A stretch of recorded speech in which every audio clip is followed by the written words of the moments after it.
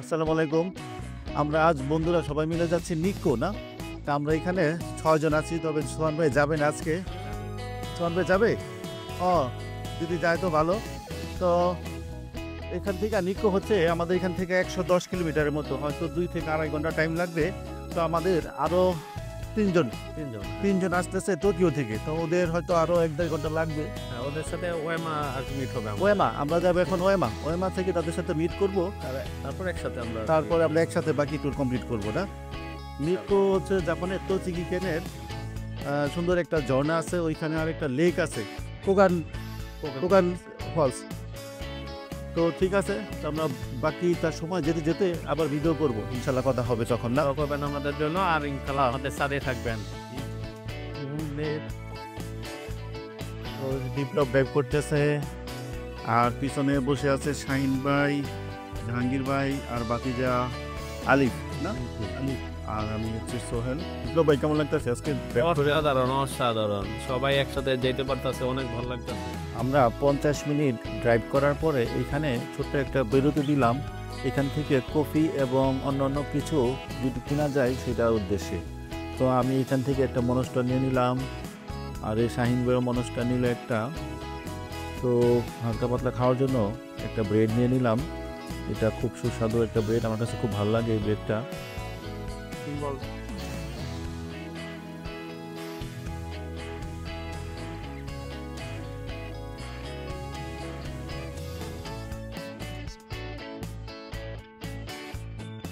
আমরা 5টা কফি নিলাম।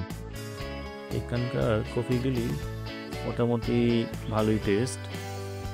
সবার কফিগুলি জাহাঙ্গীর তৈরি করে দিচ্ছে।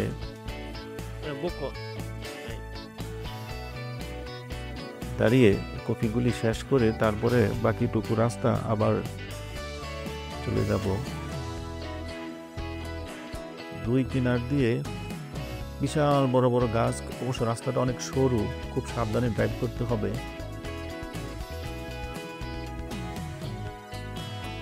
মোটামুটি প্রায় 10 কিলোমিটারের মতো এই রাস্তাটা পড়বে।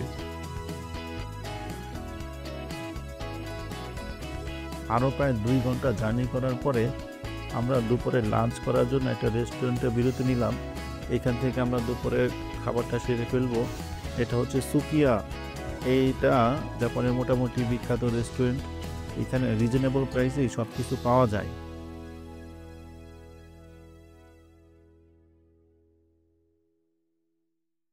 এখন খাওয়া দাওয়া শেষ করে আমরা আমাদের পরবর্তী যতটুকু রাস্তা বাকি আছে সেটা কমপ্লিট করব।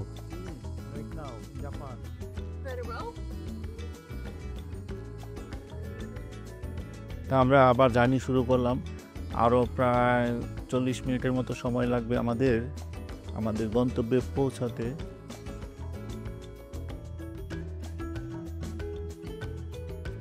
এইখানে আমরা আবার ছোট্ট একটা বিরতি নিলাম ছবি তোলার জন্য। এই জায়গাটা অসাধারণ সুন্দর একটা জায়গা ছবি তোলার জন্য। আমরা এখন চলে আসলাম নিক্কোতে। তো নিক্কোতে এখন এই জাপানি ম্যাপল গাছের পাতাগুলি খুবই সুন্দর, লাল এবং কমলা কালারের এই পাতাগুলি শরৎকালে ফোটে। যারা এই গাছের সাথে ছবি তুলতে চান তারা এখনই নিক্কোতে চলে যান, কারণ এই গাছের পাতা হয়তো বেশি দিন থাকবে না, অল্প কিছু দিনের মধ্যে এই পাতা পড়ে যাবে।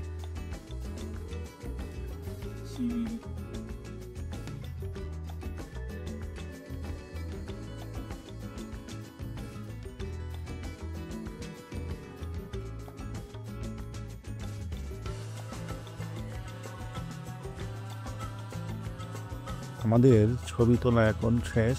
আমরা এখন যাব এই ঝর্ণাটা দেখার জন্য। আমরা নিক্কো এসেছি সেটা দেখার জন্য।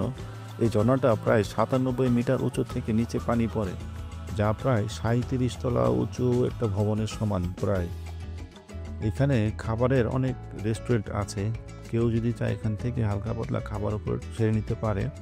তবে এখানকার খাবার হালাল না, মুসলমানদের জন্য এই খাবার না খাওয়াই ভালো। তবে অন্য দেশের লোকজন এই খাবারটাকে খুব ভালোই এনজয় করে।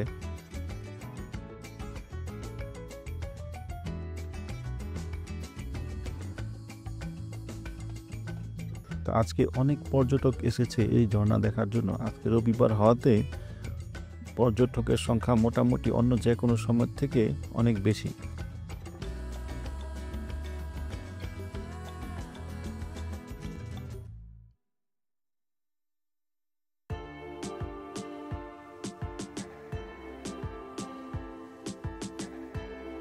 আমাদের ঝর্ণা দেখা প্রায় শেষ। আমরা এখন ঝর্ণার পাশে যা একটা লেক আছে সেটা এখন দেখতে যাব। তো আমরা এখন এখান থেকে বেরিয়ে পড়ব। এই লেকের নাম হচ্ছে চুজেনজি লেক। এটা প্রায় 11.62 বর্গ কিলোমিটার এলাকা জুড়ে বিস্তৃত।